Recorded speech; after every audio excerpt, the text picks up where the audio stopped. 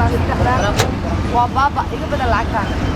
معك سبيسي والله العكان سانو نوصل كشانك أنا عروض هذه أنا أبو مدرو أسبوع أبو مدرو أنا عروض مدرو والوسع عندنا دكان مالا كيما هايو waxaa qiimo dhacday lacagta shilin Soomaaliga taa oo imika ka sii nabaad guuraysa dalka iyadoo booskeedu ay gashay lacagta dollarka dalka Mareykanku uu leeyahay 2 sano kadib markii xornimada la qaatay 1962 ay ahayd markii ugu horeysay la qarameeyay lacagta shilinka Soomaaliga waxaase waqtigaas uu bangigu wuxuu daabacay lacag xaanshi ah oo ka kooban 5 shilin 10 shilin 20 shilin iyo 100 shilin koonka shilin ee imika looga digan roganaya dollarka ayaa isna la daabacay sanadkii markuu ahaa 1990 wuxuu 22 sano ugu dambeysay ahaa mid kaliya suuqa ku jira oo wax lagu kala iibsado iyadoo qayb kamid ah koonka shilin la daabacay 2011 markaas ay dalka Suudaan ay ka caawisay Soomaaliya shilin Soomaaliga hadda la isticmaalo ayaa ah mid ka aan qaybsamin waxaana ugu yar koonka shilin isaga ayaana ugu weyn iyadoo halkii dollar la sarifto 25,000 oo shilin Soomaali ah kaasoo kolna kaca kolna hoos u dhaca xilligaansi gudaha Soomaaliya lacagaha ugu badan ee wax lagu kala iibsado waa dollarka xitaa adeega taleefanada lacagaha lagu kaadsado loo yaqaan EVC Plus waa mid ku shaqeeya lacagta dollarka waxaase taasi noqotay mid ciriiri gelisa nolosha dadka dhaqaale ahaan taagta daran ganacsatada Soomaalida ayaa ku sheegaya in iyaguna dhibaato weyn ay ku qabaan shilin Soomaaliga sabab la xiriira lacagta oo dugooday waxaase taasi ay keentay in ay badankood diidaan lacagta shilinka Soomaaliga iyadoo ay ka doorbidayo tan dollarka marxim magacaygu waa Jamaal Khaliif Hersi waxaana kamid ahay ganacsatada Soobe lacagaha exchange ayaa ka shaqeeya ama lacagaha qalaad ama lacagaha wadankeena Soomaaliya ama shilinka Soomaaliga dhibaato weyn ayaa shilinka Soomaaliga ku soo habsaday oo waxa kamid ah dhibaatada shilinka Soomaaliga ku soo habsaday awalan hodeer gogo ayaa ku batay waxa kale ku batay waxa la yiraahdo duug waxa kale ku batay waxa la yiraahdo macnaha shilinka Soomaaliga booskiisina waxa buuxiyay ama bedelay telefoonada lacagta la tuurayo sida hadii tahay ABC-ga ama EDAB-ka waxyaabo noocaas la tuurayo shilinka Soomaaliga ka soo hadda lacagta shilinka Soomaaliga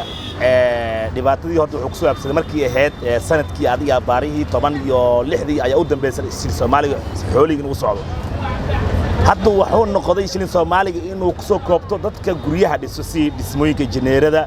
ama maalmaha arooska isniinta iyo khamiiska jimco kale in la shir Soomaaliya loo qaato iyo qolada la yiraahdo macnaha culimada dadka Quraanka saaro ayuu ku soo aruuray awalaa kuwa suuji xooli suuji qofka soo qaadi jiray bil loo qaadi jiray hadda qofkii guriga ani hadda degan hadma u geeyay Soomaaliya waxa u geeyaa wax la yiraahdo mobile lacag loogu tuuro waayo qofkii hadda lacagta aan siiyo wuxuu leeyahay lacagtan waa gogo iga bedel meel loo bedelna male banki la geeyna male lacagtan iyo dhibaato weyn ayaa ku soo habsaday aduu yaa shilinka Soomaaliya annaga sarifley hadaan nahay saameyn badan ay nagu yeelanay lacagta waxaan qutul daruuriga ama qutuliyoonka aan ka raadino waxa waa shilin Soomaaliga meel kale wax ka raadino male aqoon kale maliin wax kale maliin waxaan wax ka raadinaa shilin Soomaaliga sarifkaas gobolada waliba gobolada dhexe waaba ka soo baabaayba hadda gobolada koonfureed hadda aan isku fiicannahay ayagay noogu yimaada kaashka ayagaan u celinaa sidaas aan horta wax ku heli jirnay wixii hadii marka sahir barar uu yimaado oo shilin Soomaaliga qiimo beelo wax kala soconay ma jirayaan saameyn waa ku yeelanayo lacagtaas waa baabacday lacagteena haddana waxay barabtaa daabacaad kale rabtaa midaas waan ka hilmaamay daabacaad kale rabtaa lacagteena ilaahayga macbuudka dawladda hadda ma kala dhisaan rajo fiican leenahay in shilin Soomaaliga la soo daabaca oo la soo hagaajiyo eber waa balo loo noqday hadda waxa way dadku waa isku qabsanayaan maraan dheereenba wallahi lacagtan meel ay geeyay meel kale ma kala aqaan boqolkii marka wax xisaab ku dhaw intaas oo ka sii badan ayaa ka helaa cid biilkeeda qaraac galiysa cid biilkeeda wax ku biila lacagtiin Soomaalidan cidan waa ugu nacad maanta Soomaaliya hadda ugu waxa ay leeyahay lacagtan oo wada jeex waa lacagtan aan dukaamada ma nalqaadahay shacab dhuxul ma nalqaada maanta aniga sidaas oo dadkii la qaado boqol ahaan hadii la meel ay geeyay meel kale ma kala garanaa aniga saaxiibo dawladdan maanta waxa loo baahanaa lacagtaas inaan soo sameeyo lacag fiican ay keento oo dadkan oo local ganacsiga dadka local badbaada karisbooya dadka wuxuu dhahaa lacagtan nus door isarif nus door hadii uu sarifin maanta waxaan iska dhaxeelaa 5,000 ama 7,000 ama 7,000 iga bedelniyo ma qaadanay aniga hadda u siiyana hadii ka bedelo maanta anina meel ageehay meel kale ma gal garanaa saaxiibo saasa daacadna igta 100,000 maanta 100,000 isku keena laasiga ku xirantahay 100,000 kuna waa fajlaqa waa fifiri hadda nink waa ugu naca wuxuu dhahaa lacagta disaan iyo sarifeen mabku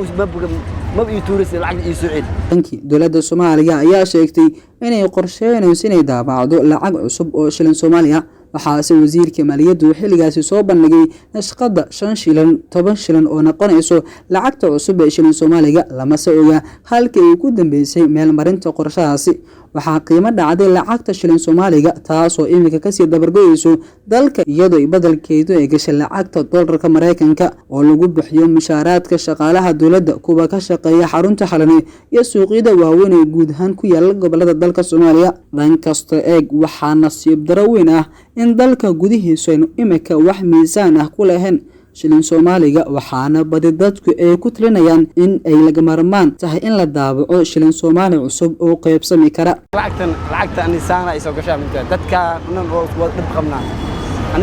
aniga hadda lacagtan qofa ka qaad